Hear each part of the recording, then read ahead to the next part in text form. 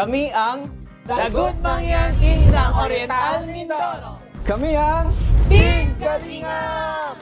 Kami ang Dagut Mangyan Team ng Oriental Mindoro, and syempre ang ginagawa namin ay pagtulong pa rin and charity, and isa din mga pinupuntahan namin mga kabundukan, at isa talaga sa mga priority namin ay ang mga katutubong mangyan ng Oriental Mindoro. Kami po ang Team Kalingap, isang charity vlogger po from Bicol, Daet Camarines Norte.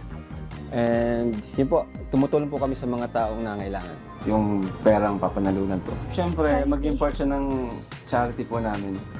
Sobrang nakakatuwa, parang hindi namin in-expect na nandito na kami sa family feud kasi sobrang matouch ka na lang.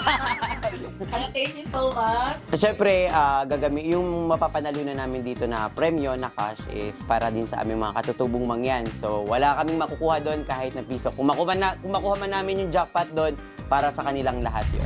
Sa The Good Mangyan Team, good luck po sa atin and enjoy lang po natin. Yes. Mensahe ko lang din sa kalaban is mag-enjoy lang tayo and best good luck talaga sa atin. Abangan kami dito lang sa Family Feud!